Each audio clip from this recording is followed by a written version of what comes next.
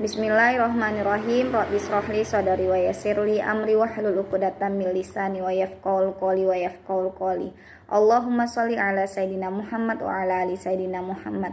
Assalamualaikum warahmatullahi wabarakatuh. Perkenalkan, saya Amalia Nurhanisa Gultom, saya dari PAI 4 semester 2. Baik, di sini saya akan membuat video pembelajaran yang bermateri tentang kata. Pemilihan kata memiliki peran yang sangat penting dalam berkomunikasi dan berbahasa. Jika salah dalam memilih kata, maka tujuan dalam berkomunikasi tidak tersampaikan dengan baik dan benar. Maka informasi yang diterima oleh si penerima pesan juga tidak dapat memahami dengan baik. Berikut ini saya akan sajikan makna dan hubungan kata satu persatu. Yang pertama ialah sinonim. Dalam Kamus Besar Bahasa Indonesia menjelaskan bahwa sinonim adalah bentuk bahasa yang maknanya mirip atau sama dengan bentuk bahasa lain. Yang kedua, hiperonim dan hiponim. Hiponim ialah suatu kata atau frasa yang maknanya tercakup dalam kata atau frasa lain yang lebih umum, yang disebut hiperonim. Kata bunga atau genus misalnya mencakup makna mawar, melati, dan dahlia. Yang ketiga, pertentangan. Selain bersinonim, ada juga makna yang bertentangan dengan makna yang kata lain, seperti antonim, opisi, dan meronim. Yang keempat, makna denotatif dan makna konotatif. Makna denotatif atau yang referensialnya adalah makna yang menunjuk langsung pada acuan atau makna dasarnya. Makna konotatif atau makna evaluasi emotif ialah makna tambahan terhadap makna dasarnya yang berupa nilai, rasa, atau gambaran tertentu. Contohnya merah, warna seperti warna darah itu denotatif. Merah itu tandanya berani atau dilarang, itu konotasi. B. Urutan kata. Urutan kata merupakan suatu yang sangat penting. Urutan kata berkaitan dengan makna karena urutan kata yang berbeda menyebabkan makna yang berbeda juga. Contohnya, es batu berbeda dengan batu es. Wanita pengusaha berbeda dengan pengusaha wanita. Orang banyak berbeda dengan banyak orang. Kesempatan lain berbeda dengan lain kesempatan. Yang C. Bentuk kata. Kata bahasa Indonesia terdiri dari kata dasar dan kata turunan. Kata dasar yang belum mengalami penghimbauan, yang belum ada tambahannya sama sekali. Misalnya sapu, saya, meja, makan. Jika kata itu diberi afiksasi, bentuk dan maknanya berbeda. Bahkan fungsi kata itu juga berbeda, seperti sapu dan menyapu. Berikut ini ada beberapa kata himbauan yang dapat kita jumpai. Kata berimbauan adalah kata dasar yang mendapatkan imbauan yang berupa awalan, akhiran, sisipan, dan awalan akhiran. Macam-macam imbauannya ialah yang pertama awalan atau prefiks. Awalan mem, men, atau menge. Seperti ibu memasak di dapur, tambah masak, memasak. Ayah memanggil anaknya, tambah panggil, memanggil. Terus yang kedua awalan ber.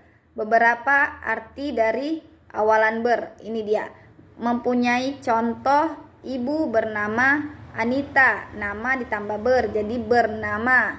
Yang ketiga awalan di, ke, dan dari. Kata depan di, ke, dan dari ditulis terpisah dari kata yang mengikutinya, kecuali di dalam gabungan kata yang sudah lazim atau dianggap sebagai suatu kata, seperti kain itu diletak di dalam lemari. Mari kita bergegas ke sekolah. Kata ganti ku, kau, mu, dan nya. Contohnya bukuku, bukumu, bukunya tersimpan di perpustakaan. Kata ganti si dan sang. Contohnya harimau itu marah sekali kepada sang kancil. Surat itu dikirim kepada si pengirim. Terus ada juga partikel. Partikel lah, kah, dan ta ditulis serangkaian dengan kata yang mendahulunya. Contohnya bacalah koran Yang kedua, sisifan atau infiks. Yang ketiga, akhiran atau sufiks. Yang keempat, awalan, akhiran atau konfiks. D. Singkatan dan akronim. Singkatan ialah bentuk yang dipendekkan yang terdiri dari satu huruf atau lebih. Yang pertama seperti singkatan orang, nama gelar, sapaan, jabatan, atau pangkat yang diikutinya, seperti nama itu disingkat biasanya Muhammad kan. SE sarjana ekonomi. Yang kedua, singkatan nama resmi, lembaga pemerintahan ketatanegaraan, seperti DPR, Dewan Perwakilan Rakyat, PGRI, Persatuan Guru Republik Indonesia. Yang ketiga, singkatan umum yang terdiri dari 3 huruf atau lebih, diikuti satu tanda titik, misalnya DLL dan lain-lain, DSB dan sebagainya, YTH yang terhormat. Yang keempat, singkatan yang terdiri atas 2 huruf yang lazim dipakai dalam surat menyurat masing-masing diikuti oleh tanda titik, misalnya A.N. yaitu atas nama, D.A. dengan alamat. Yang kelima, lembaga kimia, singkatan satuan ukuran, takaran, timbangan, dan mata uang, tidak diikuti tanda titik, misalnya cm, cm, kg, kilogram, dan Rp, rupiah gitu. Akronim menurut Kamus Besar Bahasa Indonesia adalah kependekan yang berupa gabungan huruf atau suku kata atau bagian lain yang ditulis dan dilafalkan sebagai kata yang wajar. 1. Akronim nama diri yang berupa gabungan huruf awal dari deretan kata ditulis seluruhnya dengan huruf kapital. Misalnya ABRI, Angkatan Bersenjata Republik Indonesia. Yang kedua, SIM, surat izin mengemudi. Terus ada juga akronim nama diri yang berupa gabungan suku kata atau gabungan huruf dan suku kata dari deretan kata ditulis dengan huruf awal huruf kapital, misalnya AKABRI, Akademi Angkatan Bersenjata Republik Indonesia, Sulsel, Sulawesi Selatan.